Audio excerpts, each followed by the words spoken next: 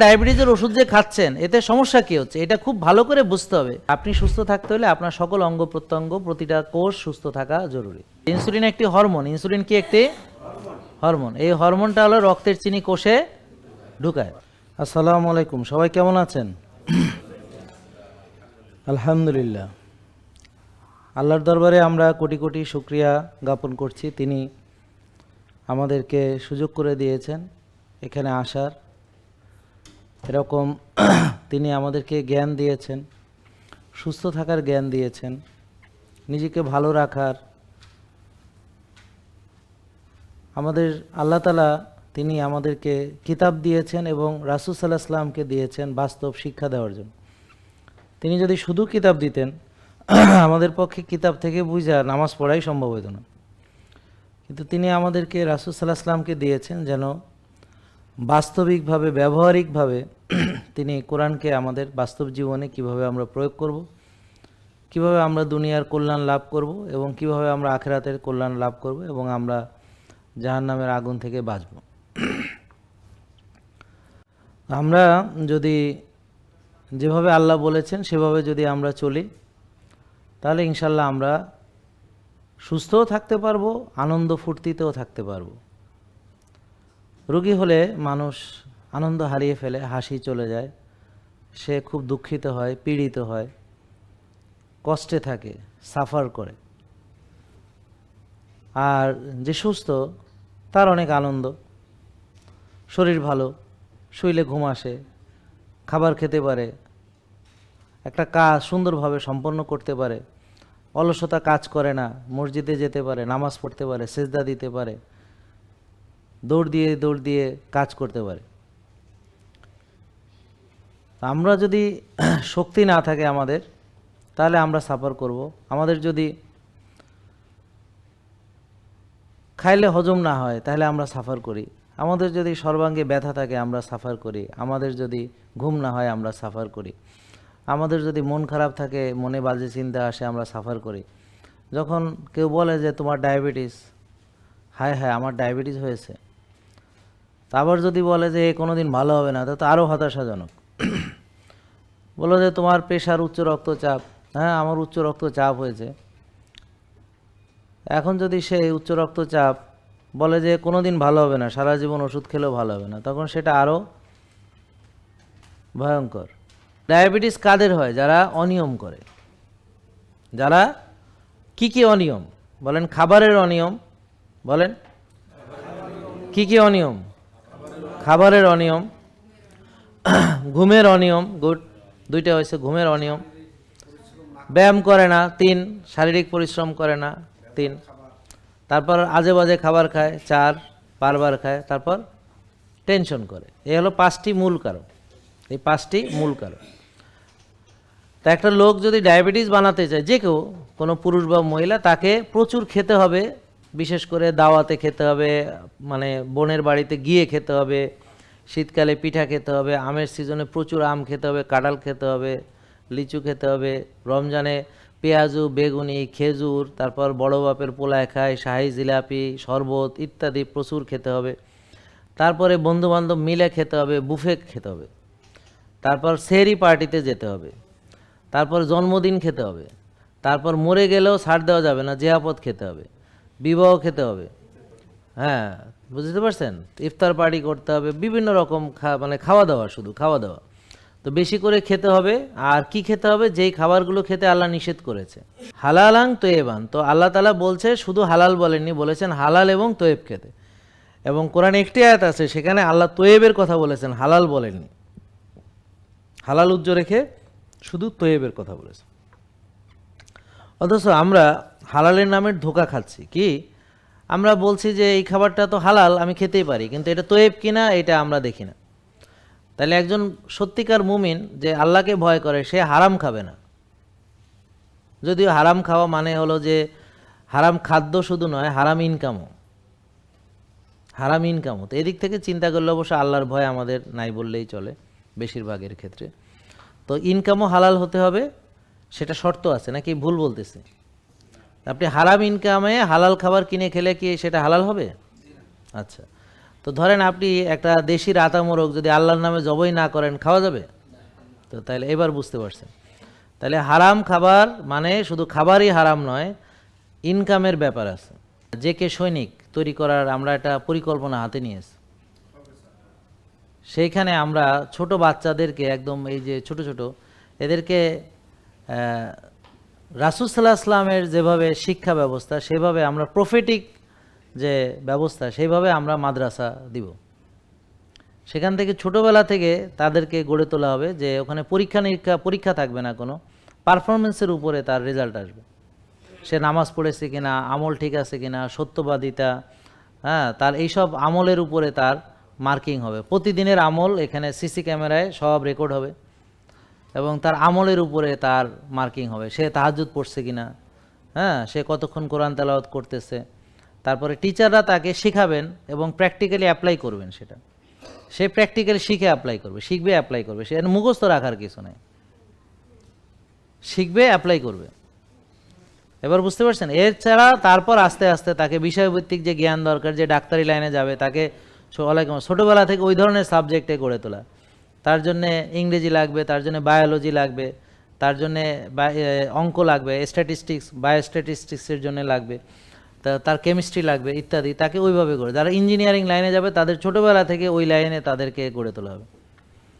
তো এইভাবে ছোটোবেলা থেকে তাদেরকে, যারা আলেম লাইনে যাবে তাদেরকে ছোটোবেলা থেকে বিজ্ঞান, তারপরে ইসলাম, কোরআন হাদিস, তারপর হচ্ছে সায়েন্সের নলেজ, এআই এর নলেজ, তারপর হচ্ছে আইটির নলেজ, সব কিছু তাদেরকে ছোটোবেলা থেকেই ওভাবে আইটি সেকশনে মানে ইনফরমেশন টেকনোলজির একদম পিচ্চিকাল থেকে দেওয়া হবে তাদেরকে, তারা যেন যে কোনো জিনিস খুঁজে বাইর করতে পারে সত্যটা।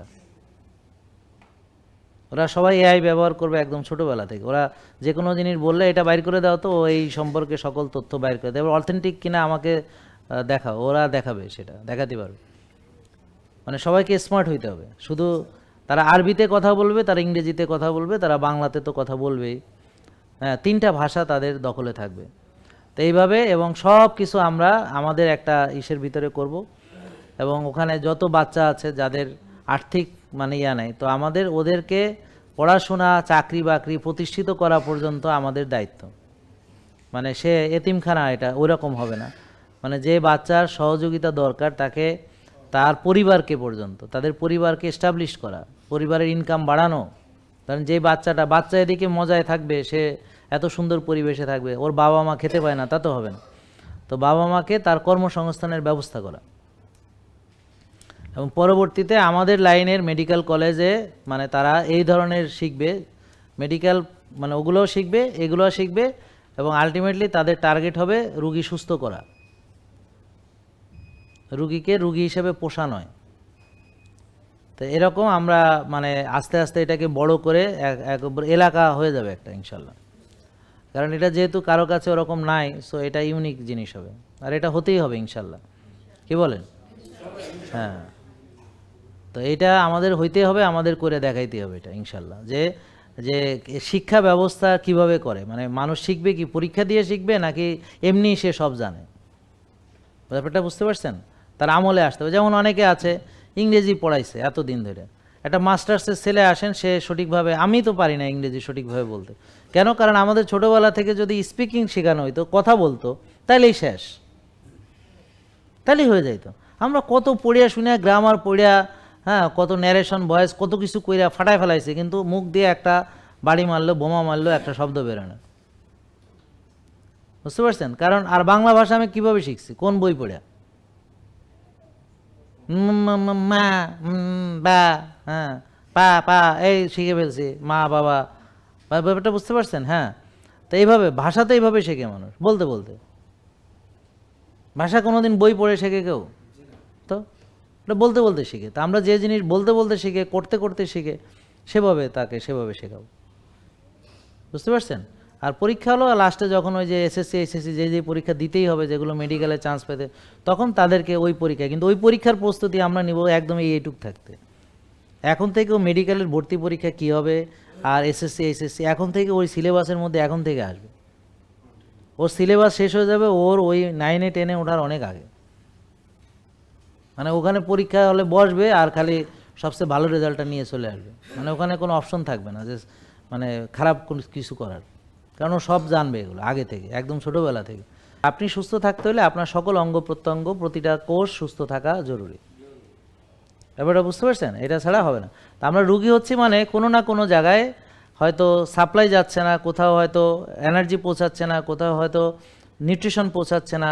যেমন আমি বলেছিলাম নিউরোপ্যাথি মানে নার্ভের কান্না, যে নার্ভ খাবার পায় না, কান্দে, হয় অক্সিজেন পায় না বা পুষ্টি পায় না, কিছু পায় না, এই জন্য কান্না করে। যেমন ধরেন একটা লোক যখন মানে স্লিম থাকে তখন তার রক্তগুলা দেখেন, রগগুলো ফুলে ফুলে দেখা যায়, রগ দেখা যায়, মানে এই যে হাতের রগ বলা যায় না, এটা তো হলো ভেইন বলে, ভেইন, হ্যাঁ দেখা যায়। আর যারা অনেক মোটা তাদের খুঁজে পাওয়া যায় না ভেইন। তা এখন আপনি দেখেন যদি একটা রক্তনালীকে এভাবে চাপ দিয়ে রাখেন, জোরে চাপ দেন, তাহলে এখানে রক্ত চলাচল হইতে পারবে? তাহলে এখন একটা মোটা লোক মানে অনেক ওজন বেশি, তাদের এই রক্তগুলো বিভিন্ন জায়গায় যাইতে পারে না, কারণ ওই যে চাপের ব্যারিয়ার ক্রস করে ওইখানে পৌঁছাতে পারে না, চর্বির চাপে, চর্বির চাপে, বুঝতে পারছেন? এই জন্যে তাদের অনেক রকম প্রবলেম হয়। তা প্রবলেম হয়তো মানে এখন বোঝা না গেলেও পরে বোঝা যায়, যেমন হার্ট অ্যাটাক, ব্রেন স্ট্রোক, এগুলো পরে বোঝা যায়। নার্ভের সমস্যা পরে বোঝা যায়, প্রথমে বোঝা যায় না, পরে বোঝা যায়। পরে বোঝা যায় হাঁটু ক্ষয় হয়ে গেছে, গিরা নষ্ট হয়ে গেছে, মাজা শেষ, তো পরে বোঝা যায়। কিন্তু এগুলোর মূল কারণ হচ্ছে এগুলাই। তাহলে আমরা কি করব? কোষ যেমন খালি রাখতে হবে, অর্থাৎ ওজন কমাতে হবে, অর্থাৎ চর্বি গলাতে হবে, এটা আমাদের জরুরি। পাশাপাশি সার্কুলেশন ঠিক করতে হবে। তাহলে ব্যায়াম ছাড়া সার্কুলেশন ঠিক করা যাবে না। তাহলে হয় আমাকে কায়িক শ্রম করতে হবে, না হলে আমাকে ব্যায়াম করতে হবে, তবে ঘাম ঝরাতে হবে। ইনসুলিন একটি হরমোন। ইনসুলিন কি একটি হরমোন? এই হরমোনটা হলো রক্তের চিনি কোষে ঢুকায়। এই প্যানক্রিয়াস বা অগ্নাশয় থেকে এই হরমোন উৎপাদন হয়। কেন উৎপাদন হয়? কারণ আমাদের রক্তের চিনিকে কোষে ঢুকাতে হলে ইনসুলিন দরকার। যেমন এই রুমে আপনার দরজাটা তালা মারা, আপনি তো এই রুমে ঢুকতে পারবেন না। তো আমাদের যিনি এখানে দায়িত্বে আছেন, উনি চাবি আছে ওনার কাছে এই রুমের দায়িত্বে, তো উনি চাবি দিয়ে খুলে দিয়েছেন, খুলে দেওয়ার পর আপনারা ঢুকতে পারছেন রুমে। তাহলে এখন গেটকিপার হলো ইনসুলিন। তো যদি আপনার রক্তের চিনি সরাসরি ঢুকে তাহলে তো কতখানি ঢুকবে আন্দাজে, পরে তো কোষের মধ্যে বেশি ঢুকে যাবে, ঝামেলা হবে। তাই এই জন্যে একটা গেটকিপার রাখে, প্রতিটা সেলে এরকম গেটকিপার আছে। তো এখন চিনি ঢোকার জন্য ইনসুলিন এলো চাবি হিসেবে কাজ করে।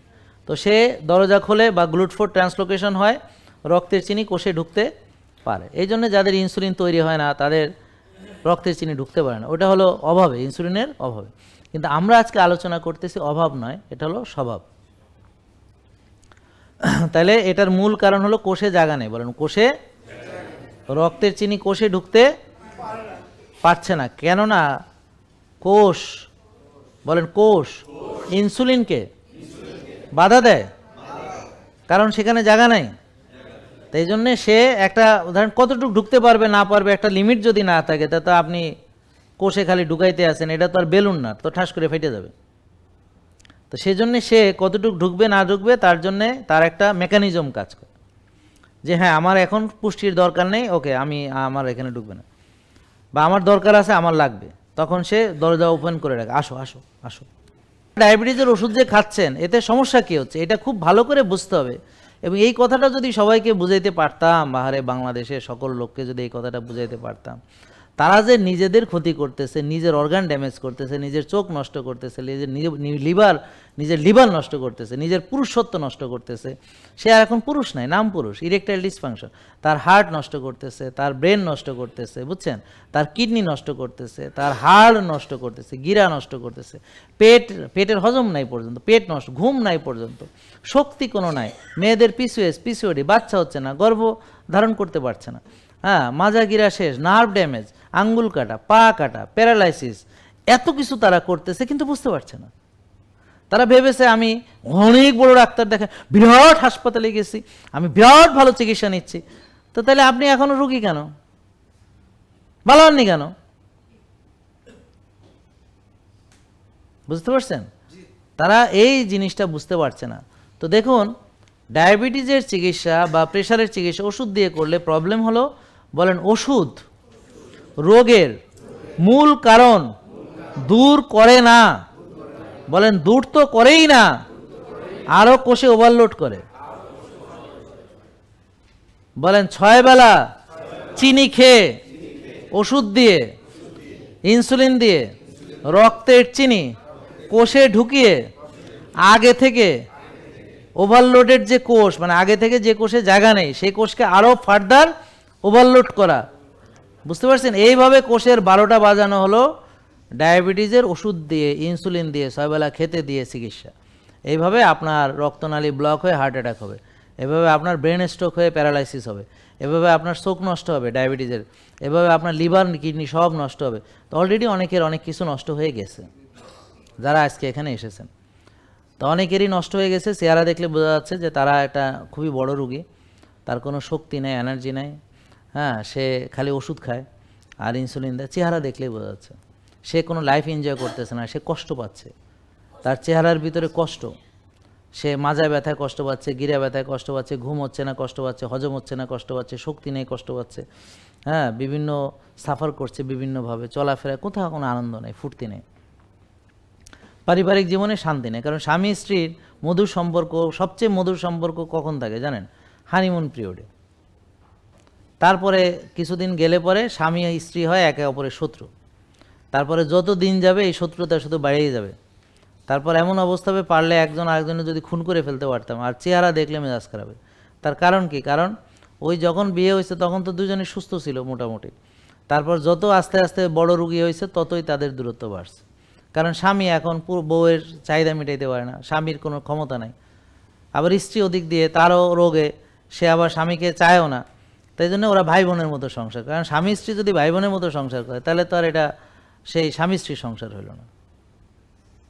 তো তাদের ভিতরে তো আর ওই জিনিসটাই নেই, মানে স্বামী স্ত্রীর যে মূল সম্পর্ক সেটাই নেই, তাহলে আর থাকলো কি? তো এই বিষয়টা আমাদেরকে বুঝতে হবে। আল্লাহ কারোর প্রতি জুলুম করেন না, এবং আল্লাহ বলেছেন কাউকে আল্লাহ তাআলা এমন বোঝা চাপান না যেটা বহন করার ক্ষমতা তার নেই। তাহলে অবশ্যই প্রতিটা মানুষের পরিমিত পরিমাণ হালাল তৈব খাওয়ার অবশ্যই সুযোগ আছে, এবং প্রতিটা মানুষই কোরআন হাদিস মানার যথেষ্ট সুযোগ তার আছে। এখন হয় সে জানে না, নাইলে সে মানে না, অথবা সে এটাকে গুরুত্ব দেয় না। যেমন আমরা জানি ব্যায়াম ভালো করি না, আমরা জানি ঘুম ভালো ঘুমাই না, আমরা জানি টেনশন করা ভালো না তবুও করি, আমরা জানি আখেরাত ভালো দুনিয়ার চাইতে, কিন্তু আখেরাতকে চিন্তা করে কিছু করি না, দুনিয়াকে চিন্তা করে সব করি। তা আমরা আখেরাতকে গুরুত্ব দেই না যতটা গুরুত্ব দেওয়া দরকার।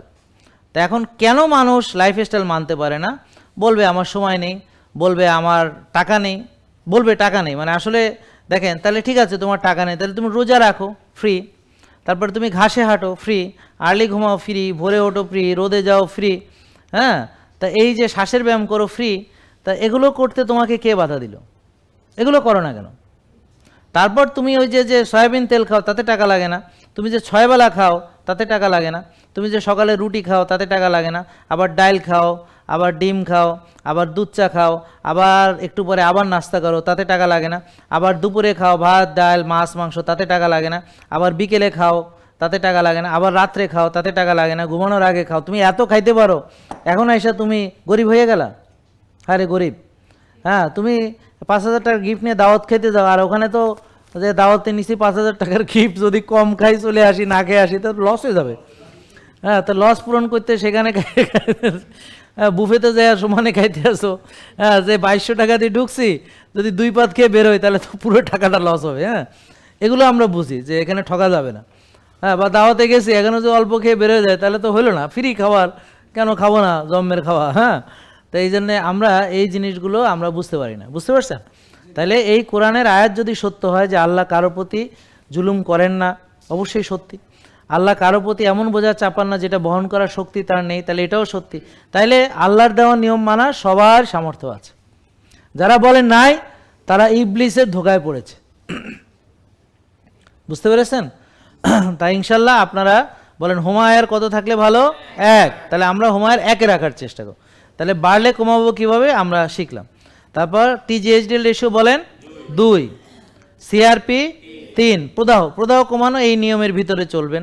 প্রদাহ কমবে রোজার মাধ্যমে, প্রদাহ কমবে ঘুমের মাধ্যমে, ভালো ঘুম, তারপর ব্যায়ামের মাধ্যমে, স্বাস্থ্যকর খাদ্য খাবারের মাধ্যমে, এরকম আরও অনেক কিছু আছে। আর হচ্ছে ইনসুলিন 4-5, কত?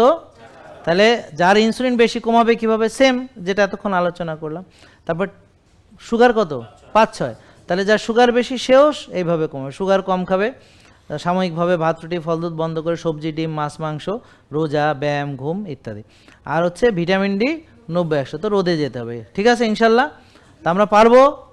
এবং এখানে যেহেতু এসেছেন আপনারা একজন ডাক্তার পাচ্ছেন ফ্রি, তিনি আপনাকে বুঝাবেন, একজন পুষ্টিবিদ পাচ্ছেন ফ্রি, তিনি আপনাদেরকে বুঝাবেন, একজন জিম ট্রেনার জিম শিখাবেন, সব বুঝিয়ে দিবেন। আপনি শুধু মেনে আবার 1 মাস পরে আসবেন তো ইনশাল্লাহ। কারণ কেন মাসে মাসে আসতে হবে, তা না হলে দেখা গেল আপনি আউট হয়ে যাবেন। আর রেগুলার লাইভ সেশন শুনতে হবে, তা না হলে দেখা গেল আপনি শয়তানের ফাঁদে পড়ে যাবেন। কারণ ও আপনাকে বুঝাবে, ভাত খাইস না এখন খা, একদিন মিষ্টি খেলে কিছু হয় না, একদিন এটা খেলে কিছু হয় না, একদিন দাওয়াত খেলে কিছু হয় না, এভাবে বইলা আস্তে আস্তে ও দেখবেন যে আপনি সব ছেড়ে দিবেন। আমার কথা বুঝতে পারছেন? তো এই জন্য রেগুলার লাইভ দেখা জরুরি, রেগুলার ভিডিও দেখা জরুরি, হ্যাঁ, রেগুলার এখানে আইসা হাজিরা দেওয়া জরুরি। এবং আমরা আপনাদের জন্য আরেকটা ব্যবস্থা করতেছি যে সামনে প্ল্যানে, যে সেটা হলো যে প্রতিটা ডাক্তার পুষ্টিবিদ এগুলো তো থাকবেই, সাথে আরেকজনকে আমরা নিযুক্ত করতেছি হেলথ কোচ। তিনি হচ্ছেন আপনি কি খেলেন, কোথায় খোঁজ খবর নেবেন, আপনি বাড়িতে যাওয়ার পরে ফোন দিয়ে আপনার সুবিধা অসুবিধা খোঁজ খবর নেবেন। হ্যাঁ, ফোনে নিচ্ছে যে এটা আমরা প্রতি ডাক্তারের জন্য একজন করে সিলেক্ট করে দিব। আমার কথা বুঝছেন না? এখন প্রতি ডাক্তারের জন্য একজন হেলথ কোচ নিযুক্ত করে দিব। এখন তো গড় পর্তায় করছে, তখন এই ডাক্তার ওর সাথে এই নিউট্রিশনিস্ট, এর সাথে এই হেলথ কোচ, এভাবে একটা গ্রুপ করে দিব। তখন ওরা ওই রুগীগুলো ওর দায়িত্ব থাকবে। তাহলে এখানে আপনি কত ডাক্তার দেখাচ্ছেন টাকা দিয়ে, সেখানে এই সেবা তো পাননি, রোগ ভালোও হয়নি, ওষুধ মুক্তও হতে পারেননি, সুস্থও হননি, হ্যাঁ, টাকাগুলো সব দিয়ে দিয়েছেন, ওটা তো কোথায় গিয়েছে আপনারা ভালো জানেন। আর এখানে আপনি ফ্রি যে সার্ভিসটা আমরা দিচ্ছি, এবং এখানে আমি খুশি না, আমি আরও উন্নত করতে চাই এটাকে। আমরা সামনে যেখানে যাচ্ছি সেখানে গেলে যদি যেতে পারি ইনশাল্লাহ, হয়তো আগামী 3 বছর লাগবে ওটা কমপ্লিট করতে, যদি যেতে পারি ওখানে যাওয়ার সঙ্গে সঙ্গে মানুষ এমনি ভালো হয়ে যাবে দেখা, মানে পরিবেশ দেখা এমনি কবে যে না আমি অলরেডি এইখানে ইনশাল্লাহ আশেপাশে জানাবো আমরা, এইখানে খুব কাছাকাছি ইনশাল্লাহ। হ্যাঁ ইনশাল্লাহ দেখি। তো সবাইকে ধন্যবাদ, আপনারা ভালো থাকবেন, আমাদের জন্য দোয়া করবেন। আসসালামু আলাইকুম। রব্বানা আতিনা ফিদ দুনিয়া হাসানা অফিল আখিরাতে হাসানা ওয়াকিনা আযাবান নার। আমিন। আল্লাহ সবাইকে সুস্থতা বোঝার এবং মানার তৌফিক দান করো, আমিন। জেকে লাইফস্টাইল, ওষুধ মুক্ত সুস্থ জীবন।